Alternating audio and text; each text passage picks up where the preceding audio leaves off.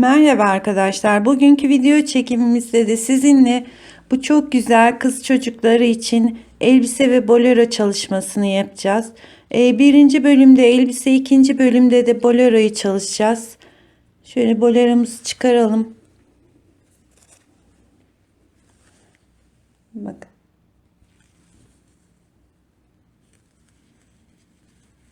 Elbisemiz bu şekilde.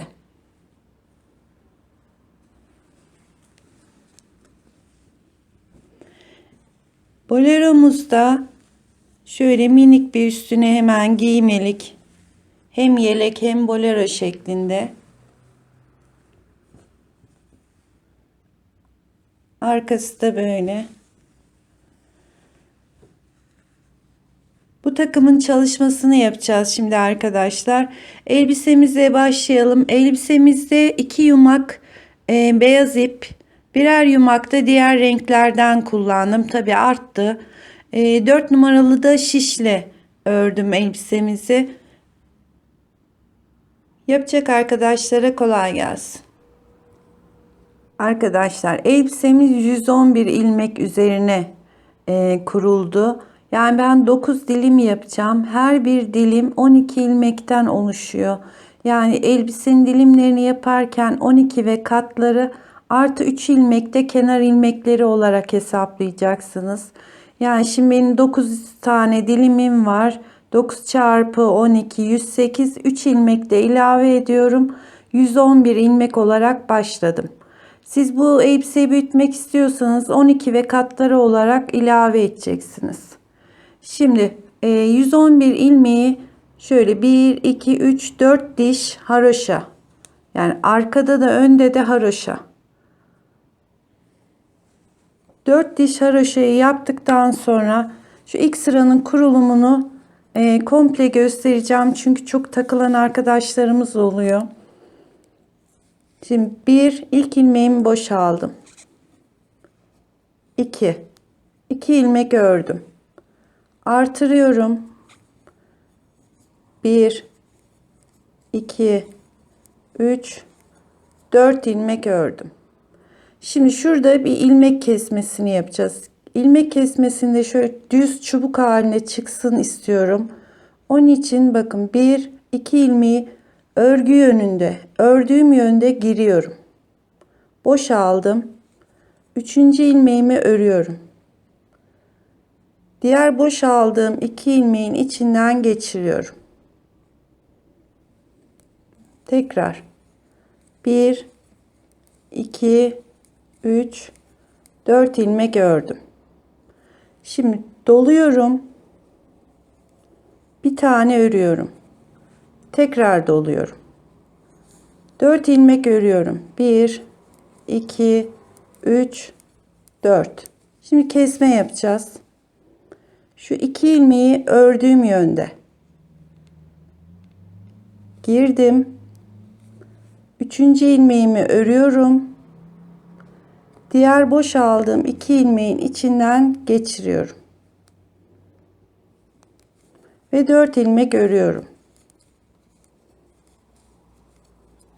Şimdi artırmasını yapıyoruz. Artır, bir ör, artır. Tekrar 4 ilmek.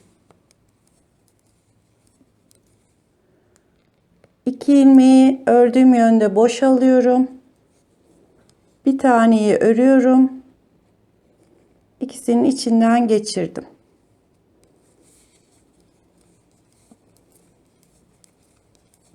Dört ilmek ördüm, artırıyorum. Bir örüyorum, artırıyorum. Bu 4 ilmek hiç değişmiyor. 3 4.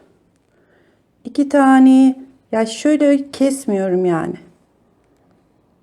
İkisini önden giriyorum. Yani soldan girdim, sağa doğru çıktım. 3. ilmeği örüyorum. İkisinin içinden geçiriyorum. 3 4. Artırıyorum. Bir tane örüyorum. Tekrar artırıyorum. 1 2 3 4 ilmek ördüm. 2 ilmeği boşalıyorum. 3. ilmeği örüp ikisinin içinden geçiriyorum.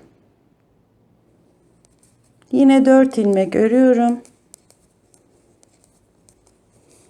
Artırmamızı yapıyoruz. Bir örüyorum tekrar. 1 2 3 4 ör. Kes. 3. ilmeği ördüm. İkisinin içinden geçiriyorum. Tekrar 4 ilmek. Dola. Bir ör. Dola. 1 2 3 4. Tekrar 2 ilmeği soldan sağa doğru girdim. 3.'yü ördüm. İkisinin içinden geçiriyorum. 1 2 3 4. Artır. Bir ör. Artır. 4 öreceğiz. 1 2 3 4. Şimdi artırmayı yaptık, kesmedeyiz. İkisini boşa aldım. 3. ilmeğimi örüyorum. İkisinin içinden geçirdim. Yani 2 ilmek kesmiş olduk burada. 1 2 3 4. Artır. Bir ör. Artır. 1 2 3 4 ilmek ördüm. İkisini boşalıyorum. 3. ilmeğimi örüp diğer ikisinin içinden geçiriyorum. 1 2 3 4. Başımızda sonumuzda ikişer ilmek var. Onları artır ve 1 2 olarak ör. Arka tarafta bütün ilmeklerimizi ters örüyoruz.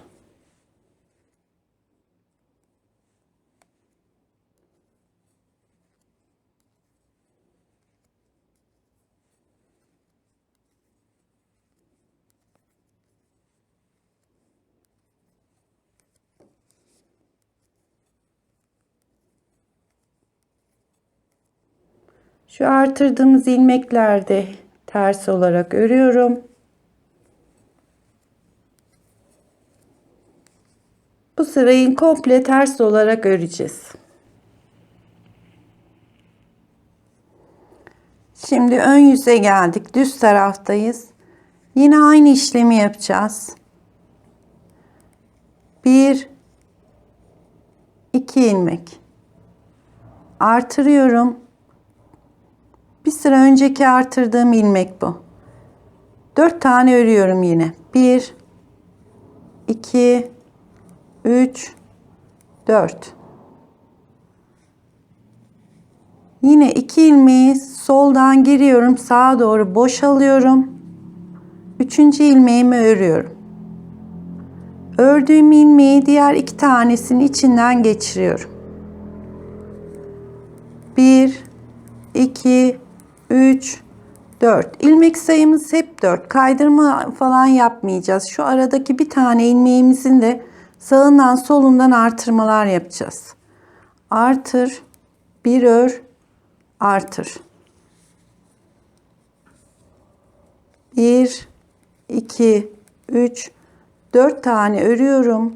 2 ilmeği soldan girip sağa doğru çıkıp boşalıyorum. 3. ilmeğimi örüp diğer ikisinin içinden geçiriyorum. İlmek sayımız aralardakiler hep 4. Artır, bir ör, artır.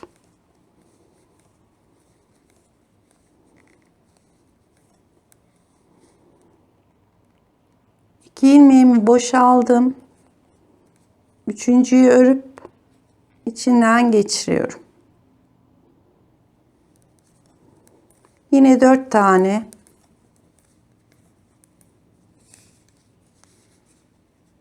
Şu bir ilmek sabit olarak kalacak. Sağından ve solundan artırma yapıyoruz. Sonra 4 ilmek örüyoruz. 2 ilmeği boşalıyoruz.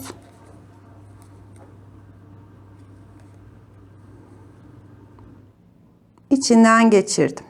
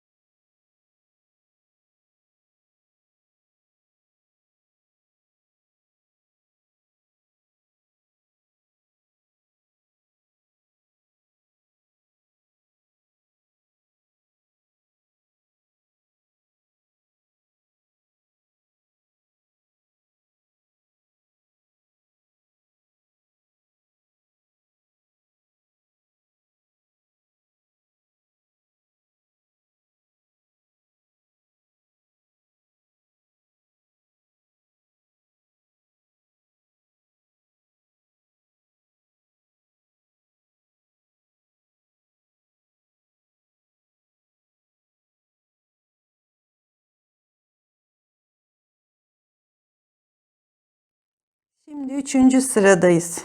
Bakın 1-2 tane deliğimiz oluştu. Şunlar da kesme ilmeklerimiz. Örneğimiz hep aynı gidiyor. Sayılarımız hiç değişmiyor. Baştan 1-2 tane örüyorum. Artırıyorum. 4 tane örüyorum. 4. Zaten şu keseceğimiz ilmek kendini belli ediyor. Şu 2 taneyi boşalıyorum. Üçüncüyü örüp içinden geçiriyorum. Yine 4 tane. Artır, bir ör, artır, 4 ilmek.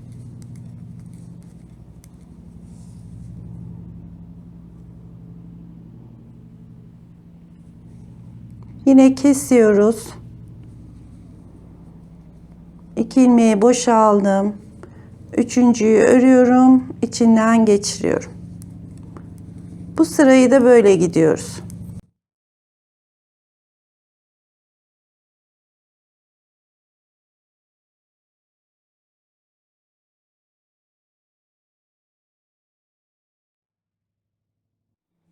Şimdi tekrar ön yüze geldik. Örgümüzün arkası komple ters olduğu için şu düzlerin arkası ters. Yani o sırayı göstermiyorum. Şimdi yine ön yüzde 4. sıradayız. 1, 2, 3 tane deliğimiz oluştu. Şimdi dördüncüyü yapacağız. Aynı zamanda da son artırmamız, ajurlu sıramız olacak. Yeniden dediğim gibi bu sayılar hiç değişmiyor. 2 ilmek artır, 4 tane örüyorum. 4 ilmek düz ördüm.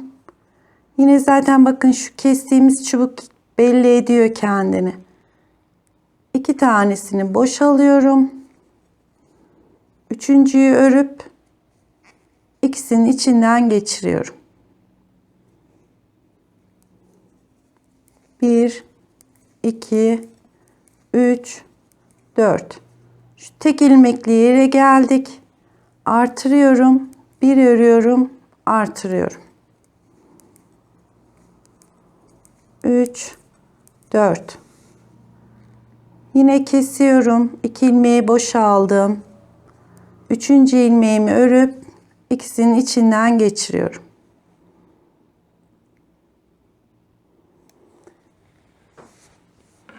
Şöyle sonumuzu da göstereyim. Sonumuzda hep 2 ilmek. Şu 2 ilmekten önce artırmamızı yapacağız. Bu sıramızda yapalım. Tersini gelelim. Diğer rengimize geçeceğiz. Evet arkadaşlar, dördüncü artırmamız da bitti. 1, 2, 3, 4 tane deliğimiz oluştu. Bakın şöyle bir açayım. Örneğimiz bu şekilde. 1, 2, 3, 4, 5, 6, 7, 8 ve 9 tane dilimimiz var. Dediğim gibi siz bunu büyütmek istiyorsanız 12'şer ilmek daha ilave edeceksiniz. Şimdi bu rengimiz bitti. İpimizi kesiyoruz. Şöyle saklanacak payını bırakıp diğer rengimize geçiyoruz.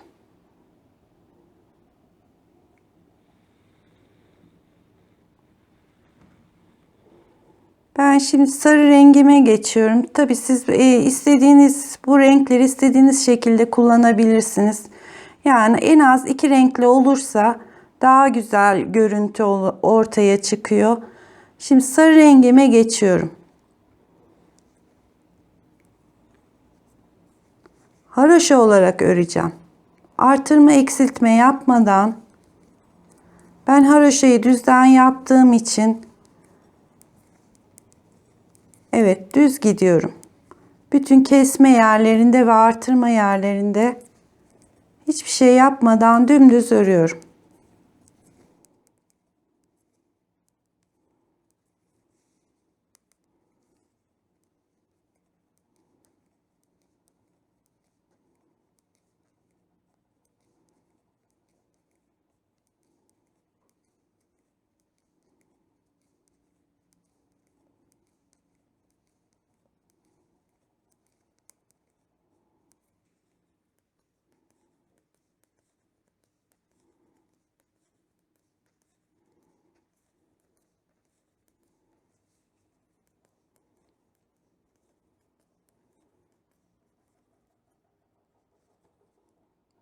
Evet, arka tarafa gelince yine düz örüyorum. Yani haroşa çıkacak. Böylece 6 sıra düz örgü öreceğim. 3 diş haroşamız ortaya çıkacak. Bakın bir diş oldu. Böyle 3 diş olana kadar dümdüz öreceğiz. Sarıdan da 3 diş haroşamı yaptım. Sadece başlarken 4 sıra yani 4 diş haroşa yapıyoruz. Diğer bütün aradaki haroşalarımız 3 olacak. Şimdi sarıya 3 diş haroşa yaptıktan sonra yine aynı örneği yapıyoruz. Bakın arkası da böyle.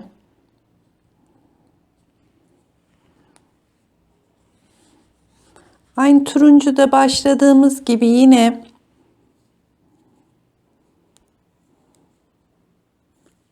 iki ilmek örüyorum, artırıyorum. 1, 2, 3, 4 tane örüp ikisini boşalıyorum. Üçüncü ilmeği örüp kesiyorum. 3 4 artırıyorum. Bir örüyorum, artırıyorum. Yine 4 tane. 4 2 ilmeği yine sağdan giriyorum, boşalıyorum. Üçüncü ilmeğimi örüp ikisinin içinden geçiriyorum.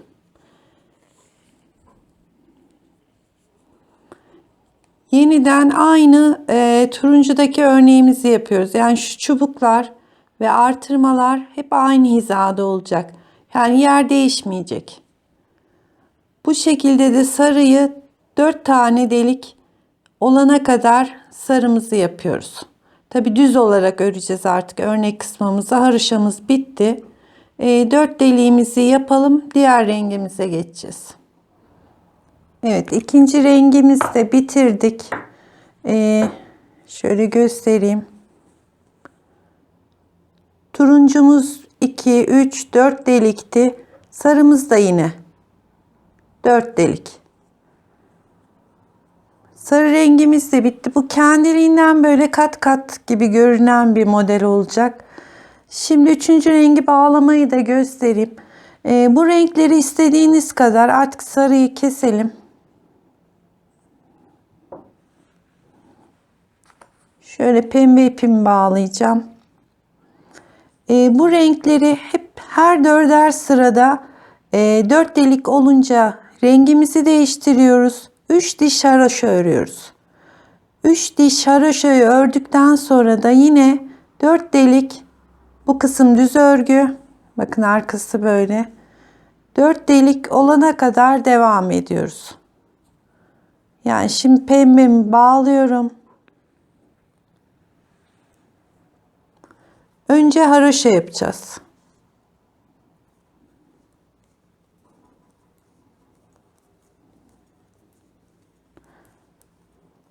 Şu artırmayı kesme yerimiz, direkt geçiyorum.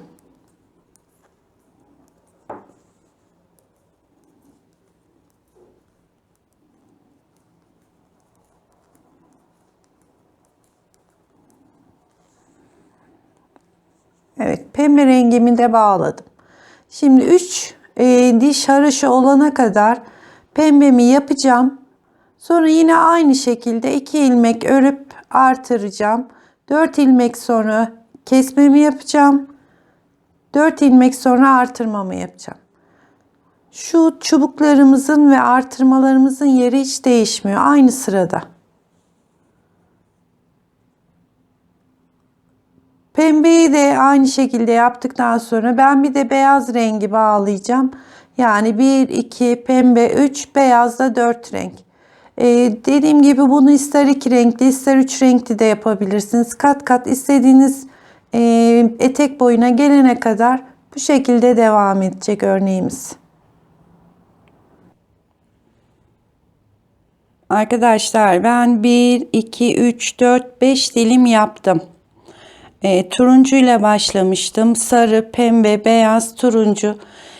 İsteyen bunun boyunu uzatmak isteyen tekrar sarı, pembe olarak sırasıyla gidebilir.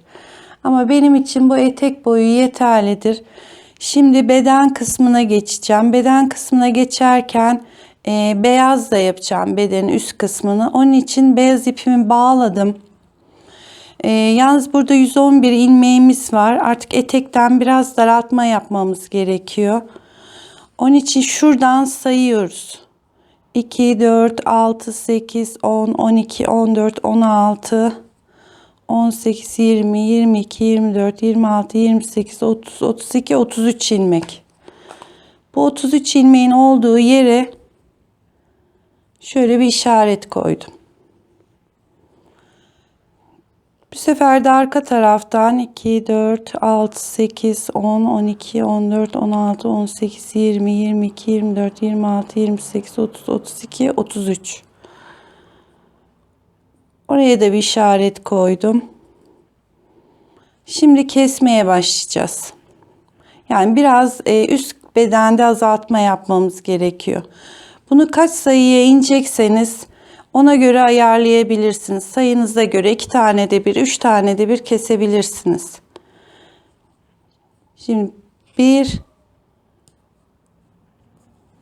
2 ilmek ördüm. Şu ikisini birlikte alıyorum.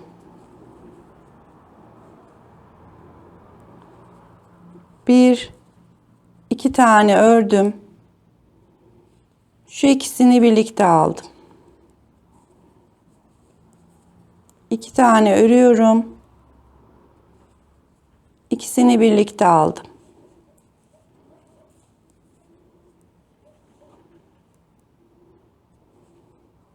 İki ilmeği kestim. Bir, iki tane örüyorum. 2 ilmeği birlikte aldım. 2, ikisini bir alıyorum. 1, 2, ikisini birlikte aldım.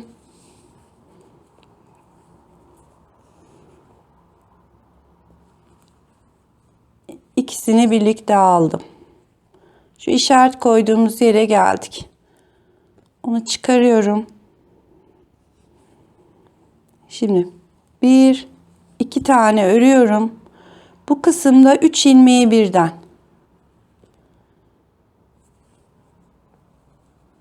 Üç taneyi birden kestim.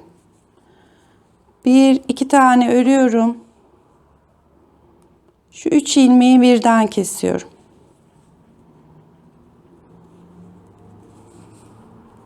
Bir, iki tane örüp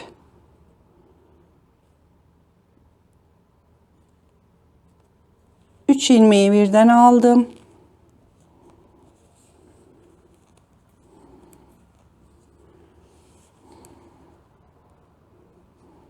Bu işaret koyduğumuz yerin arasındaki ilmekleri üçer üçer alacağız.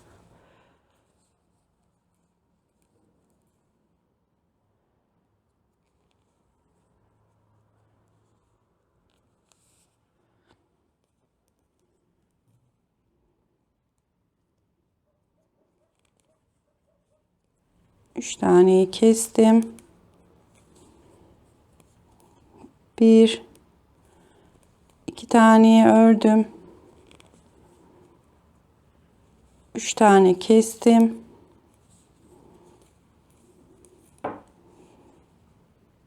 Şu üç ilmeği birlikte alıyorum.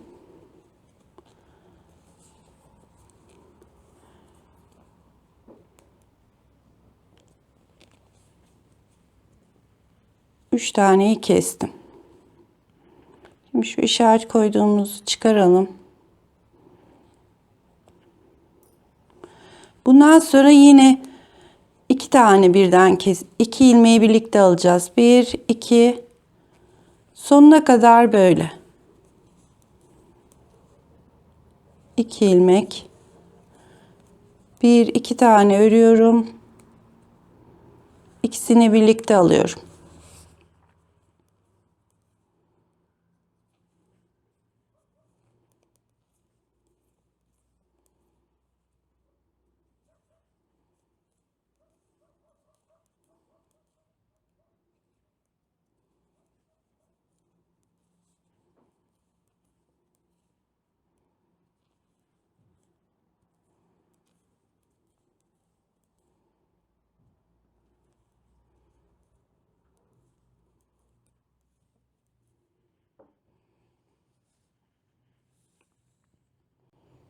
Şimdi 2, 4, 6, 8.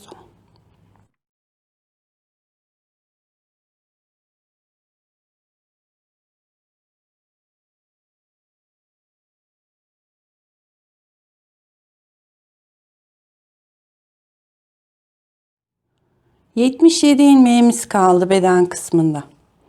Şimdi bu 77 ilmeği haroşa olarak 3 diş haroşa örüyorduk. Burada 6 diş bir haroşamızı örelim. Bel kısmında bir kordon kurdele geçirme yerini yapalım. Bakın eteğimiz de böyle kendiliğinden kat kat görünüyor. Şöyle arkasını da göstereyim ben size.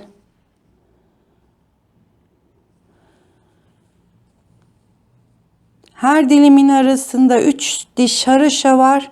Bu örnek yaptığımız, artırma kesme yaptığımız yer düz. Tekrar 3 haroşa ve artırma eksiltme yerini düz olarak örüyoruz. Şimdi bir 6 diş haroşamızı örelim. Örneğimden sonra şöyle 1, 2, 3, 4, 5, 6 diş haroşamı ördüm. Yani arkadan da 6 tane, önden de 6 tane. Şimdi belimizde bir dediğim gibi kordon, kurdele, geçirilebilecek delikler yapacağız. 2, 3 tane örüyorum. Artırıyorum. Şu ikisini birlikte alıyorum. 1, 2, 3 tane örüp artırıp kesiyorum.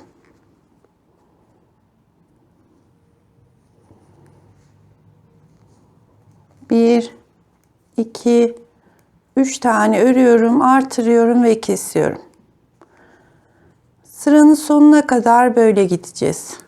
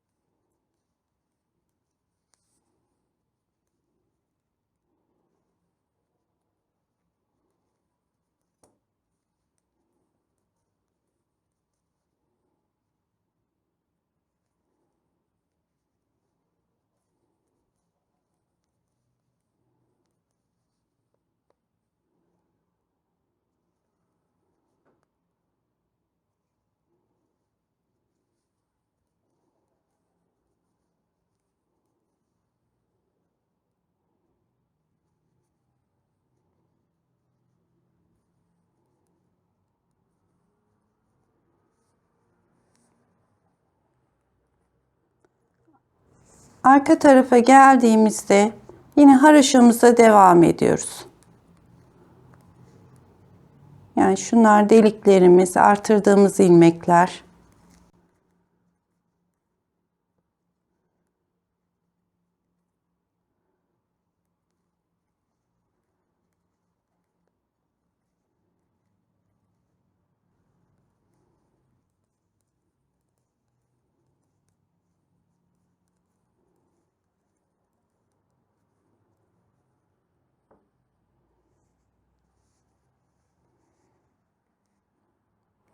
Bakın şöyle deliklerimiz oluştu.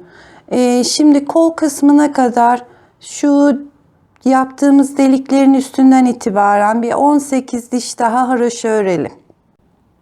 Şu belimizdeki deliklerden sonra 18 diş haroşamı ördüm. Şimdi kol keseceğiz. Kolumuzda önce 5 ilmek, sonra da bir dahaki sırada 1 ilmek keseceğiz. Şöyle. 1, 2, 3,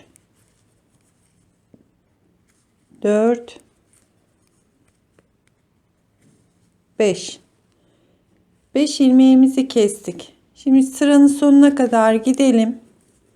Diğer tarafta da 5 ilmek keselim.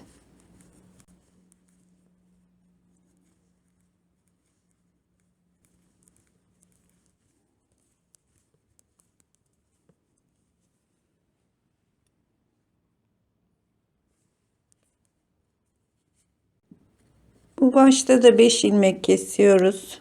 1 2 3 4 ve 5. Şimdi sıranın ön yüzümüze kadar, sıranın sonuna kadar örüyoruz haroşamızı.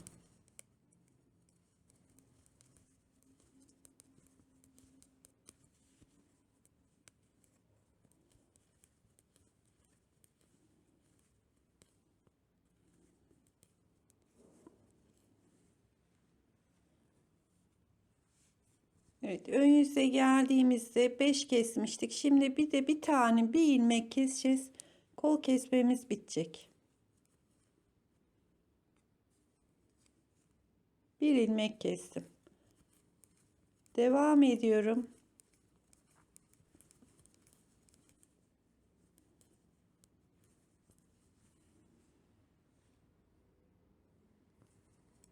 Arka tarafa geldik. Burada da bir ilmek keseceğiz. Bir ilmek kestim. Haroşamı yapıyorum. Kol kesmemiz bu kadar. 5 ve 1 ilmek. 6 ilmek kestik. Şimdi bir 14-15 sıra haroşamıza devam edelim. Yaka oyuntusunu yapalım. Şimdi şu kolu ilk 5 kestiğimiz, şu da 1 kestiğimiz sıra. Sonra 2, 4, 6, 8, 10, 12, 14 diş haroşamı ördüm. Şimdi yaka oyuntusunu yapacağız. 26 ilmek örüyorum. 2, 3, 4, 5,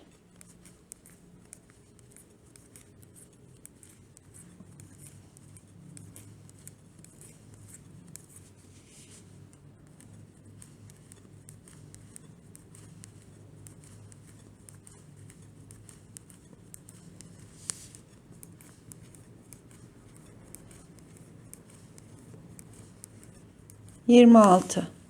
26 ilmek ördüm. Şimdi bu arada 13 ilmek kesiyoruz. 1 2 3 4 5 6 7 8 9 10 11 12 ve 13. 13 ilmeği kestik. Kol tarafına doğru gidiyoruz.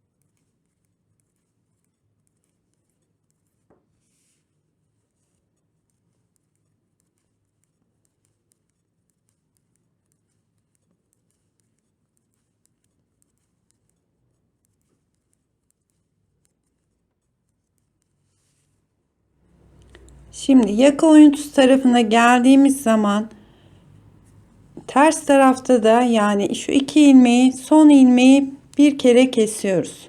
Şu arası düzgün çıksın diye. Dönüyorum. Şimdi 3 ilmek daha keseceğiz. 1 2 3. Devam ediyorum.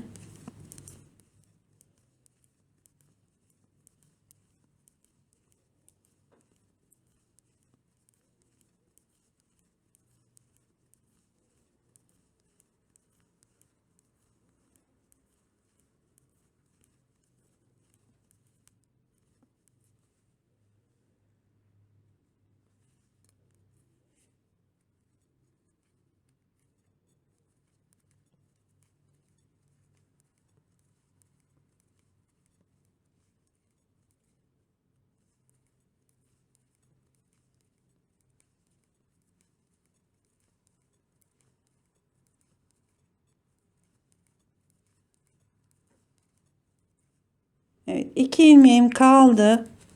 Yine şurada bir ilmek kesiyorum. Dönüyorum. Şimdi 2 ilmek keseceğiz. Şu 1 2.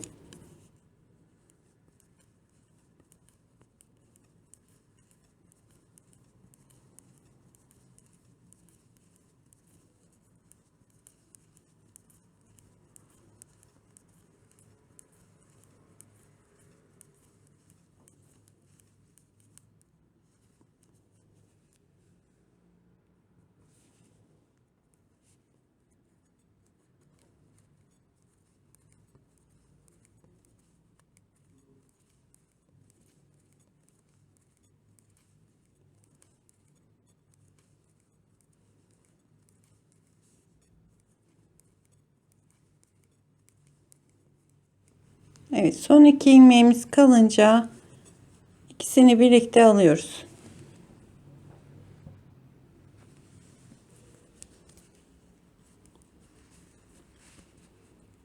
3 2 kesmiştik. Şimdi 1 kesiyoruz. 1 ilmek kestim.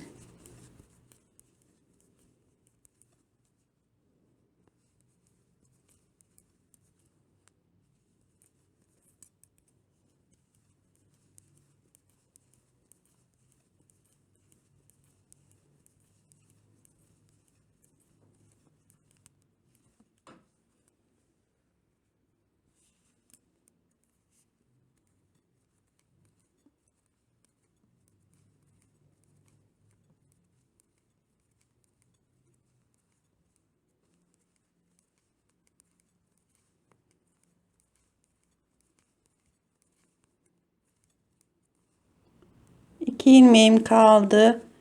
İkisini bir kestim.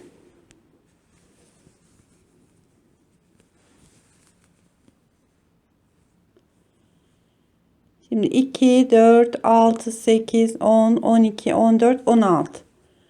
16 ilmek omuz için yeterlidir. Önce 13 kestik, 3 kestik, 2 ve 1 kestik. Bu 16 ilmeği de bir sıra daha örelim. Şu oyuntu yeterlidir. Kolu keseceğiz.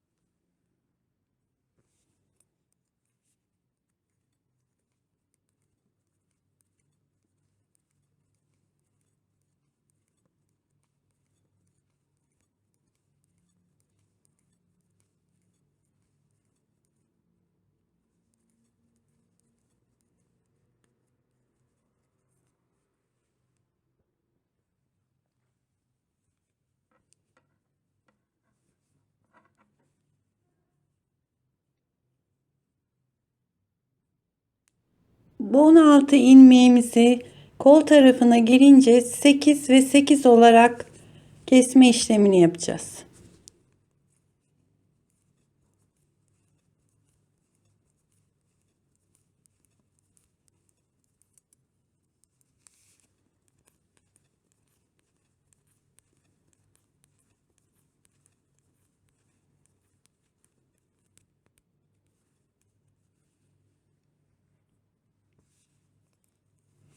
Şimdi omuz tarafından önce 8 ilmeğimizi kesiyoruz. 1 2 3 4 5 6 7 8. Kalan 8 ilmeğimizi örüyoruz. İsterseniz omuzu dümdüz de kesebilirsiniz.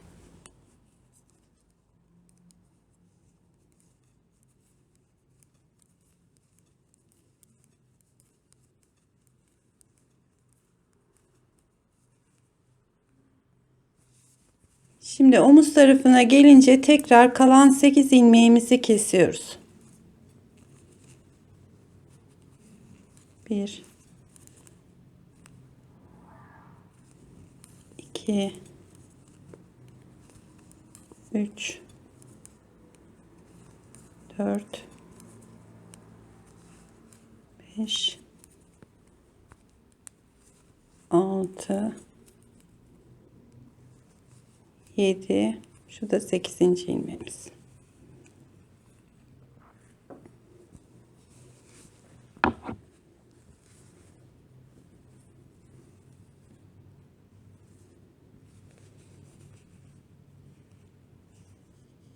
Bakın oymamız bitti. Yaka örmeyeceğimiz için çok fazla bir açıklık vermedim. Eğer haroşa tekrar ilmek alıp haroşa örmek istiyorsanız daha aşağıdan açacaksınız yakanızı. Sol tarafımız bitti. Şimdi ipimizi koparıyoruz. Bu tarafa bağlıyoruz. Giderken 3, gelirken son ilmek 3, 2, 1 olarak sağ tarafımızda kesip bitiriyoruz. Önümüz bittikten sonra arkamızda aynı şekilde sayılarımız aynı. Yine 111 ilmek başladım. Aynı ebatta ördüm. Şimdi kolu kestikten sonra ön tarafımızda 19 sıra haroşa oldu. Şu oymalarla birlikte 19 diş haroşamız oldu. Arka tarafımızda 2, 4, 6, 8, 10, 12, 14, 16, 17. haroşam. Şimdi arkada ensemiz dümdüz olacak ama şu 16 ilmeği bir 3 sıra, pardon, 2, 4, 6, 8, 10, 12, 14, 16, 17, 19'a 2 sıra 16 ilmeği öreceğiz. Sadece omuz kısmını. 3, 4, 5,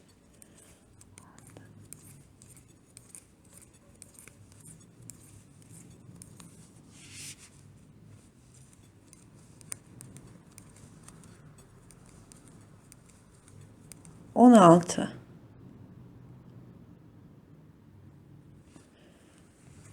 Şimdi 2 sıra 2 diş haroşamızı sadece bu 16 ilmeği örelim.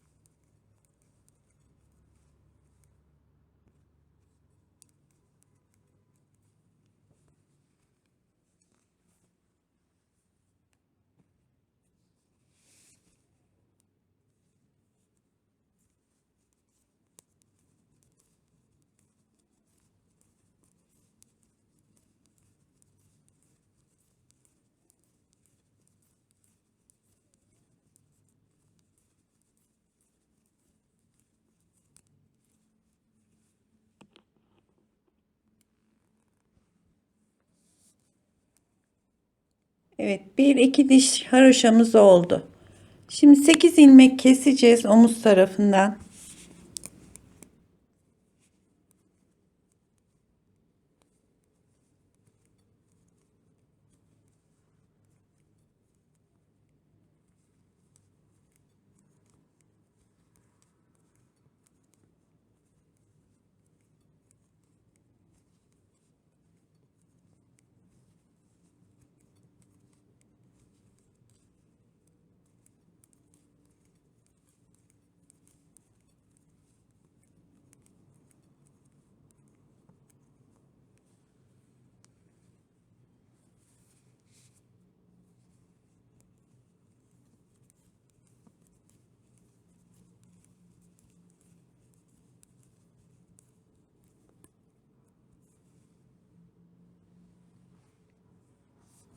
Şimdi kalan 8 ilmeğimizi de kesiyoruz.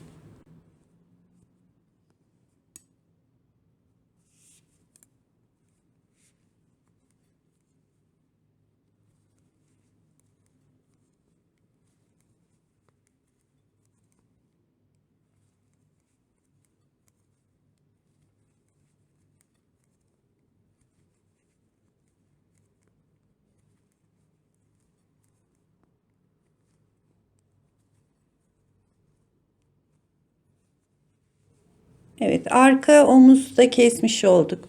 Şimdi isterseniz şurada ipi koparıp arka enseye bağlayabilirsiniz ama ben hiç koparmadan şöyle ipimi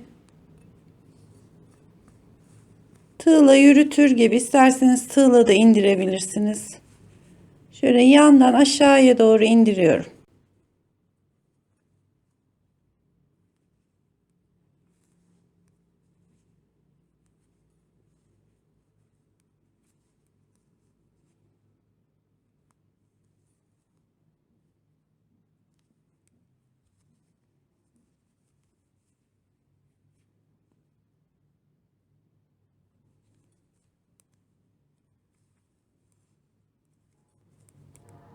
Ve arkadaki ensedeki sayılarımı keseceğim.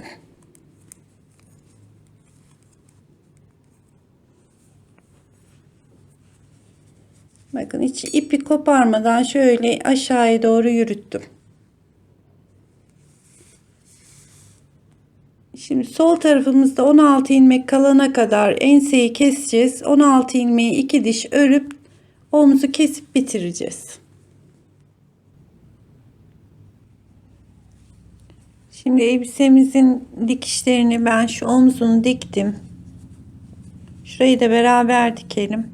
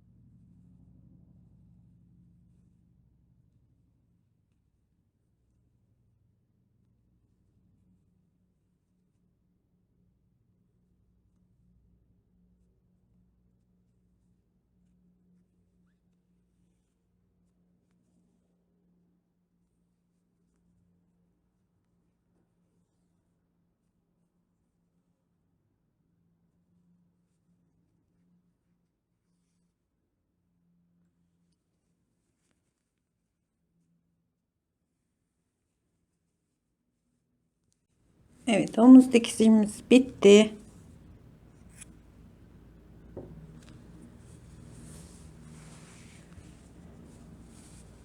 Şimdi de şu yan tarafımızı dikelim.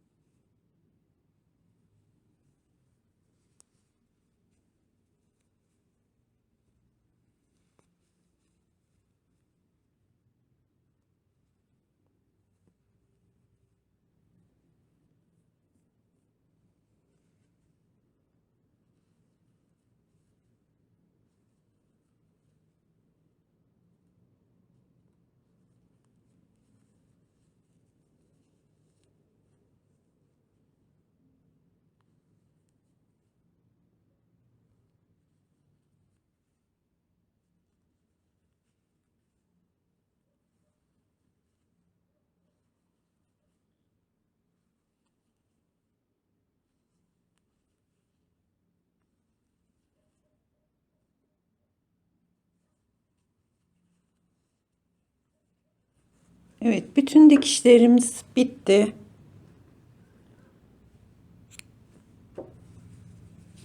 Şimdi şu iplerimizi hep mesela şöyle yapıp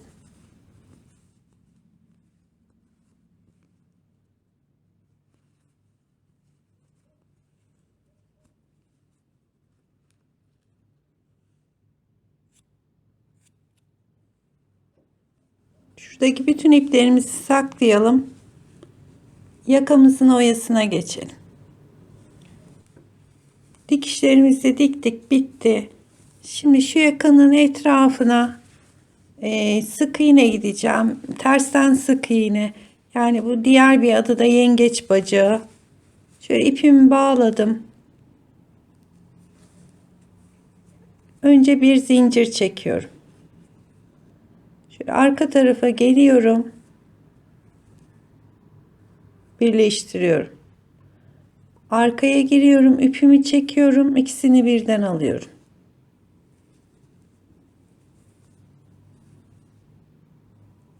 Ters tarafa doğru gidiyoruz yani.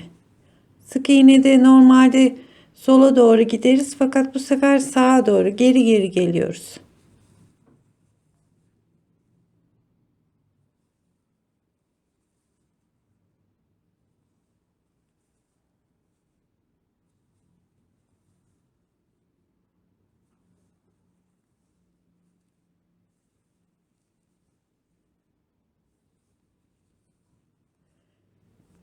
Bu şekilde bütün yakanın etrafını şöyle bir sıra sık iğne dolanalım. Elbisemizin bütün kenarlarına şöyle yengeç bacağı dediğim oyadan bir sıra sık iğne gittim yakasına ve diğer koluna.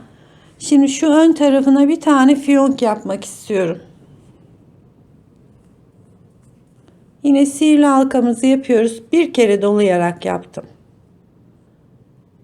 1 2 3 4 5 6 zincir çektim. 3 kere doluyorum. Bu halkamızın içine 1 2 3 4 5 de çıktım. 1 2 3 kere doladım. 1 2 3 4 5 3 kere dolayıp 5'te çıkıyorum.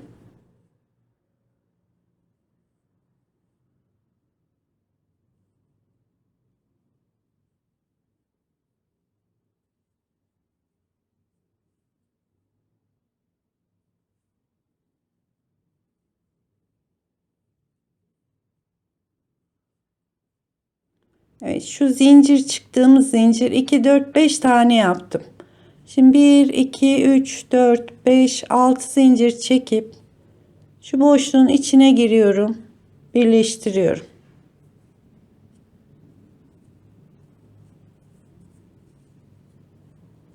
Tekrar 1 2 3 4 5 6 zincir çekiyorum. Şu halkamızı biraz küçültelim. 5 tane daha yapıyorum.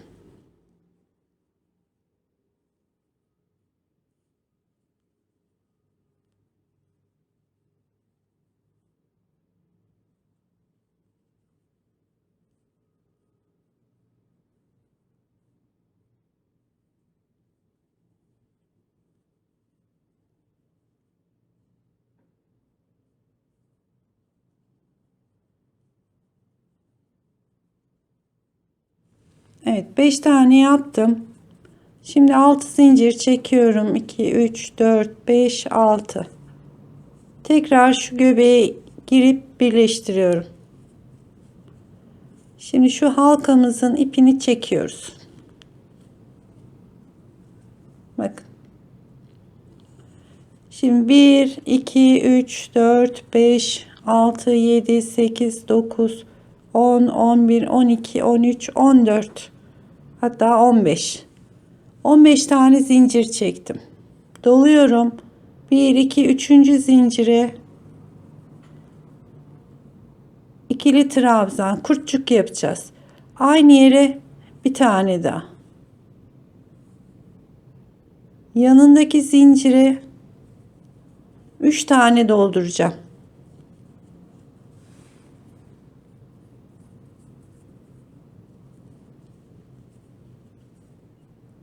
Şimdi bir yanındakine geçiyorum. Yine 3 tane dolduruyorum.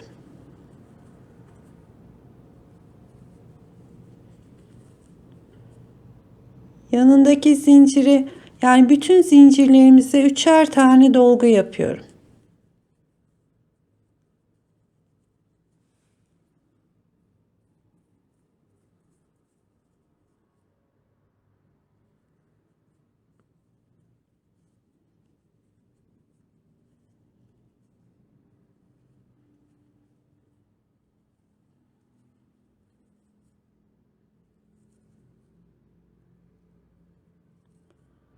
Şu zincirleri atlamadan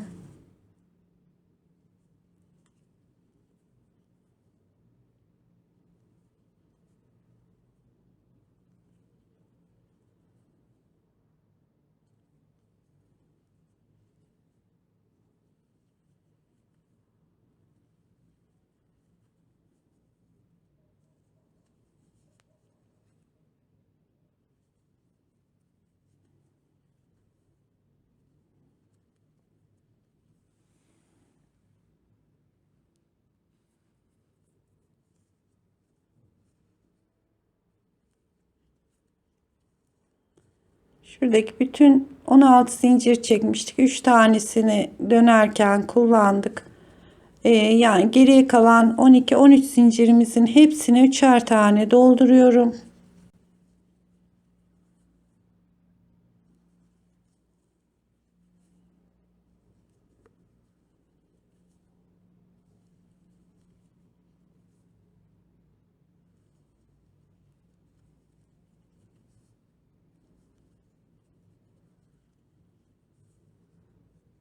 Evet, şu son ortaya geldiğimizde şöyle bir tane birleştiriyorum.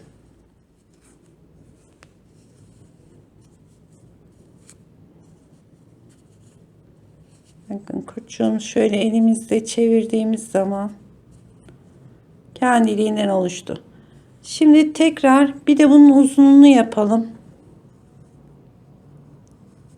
15 zincir çekmiştik. Bunu da 20 çekelim. 1 2 3 4 5 6 7 8 9 12 13 14 15 16 17 18 19 20.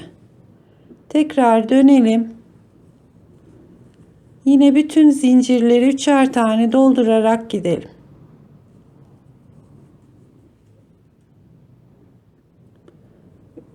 Bütün zincirleri atlamadan hepsini üçer tane yapalım. Son dolgumu da yaptım ben. Şimdi şöyle şu ortaya birleştirelim.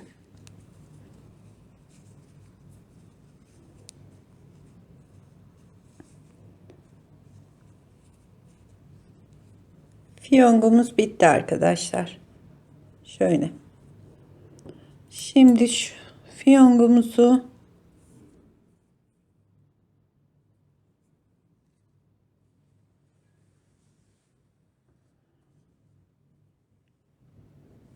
şöyle elbisenin yaka ortalarına gelecek şekilde şuraya tutturalım.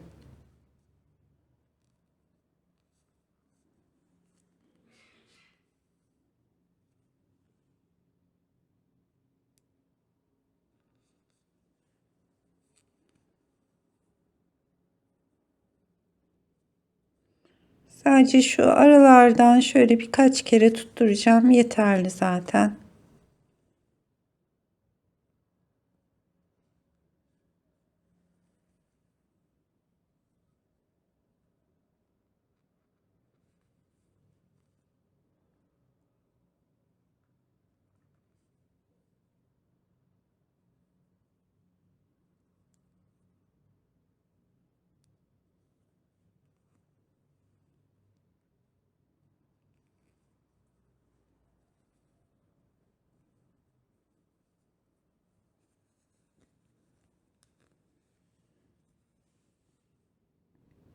Evet, fiyongomuzu diktik. Şimdi şu arkadaki bir ipi daha var. Onu da arkaya geçirelim.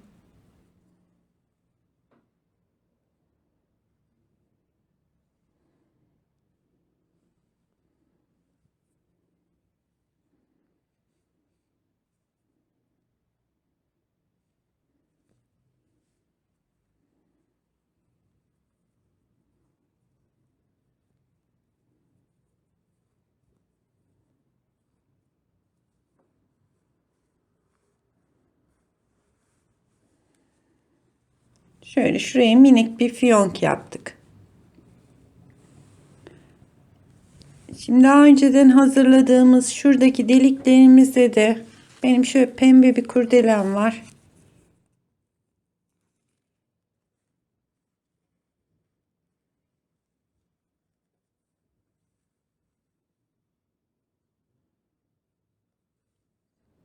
Buradaki deliklerden de kurdelemizi geçiriyoruz.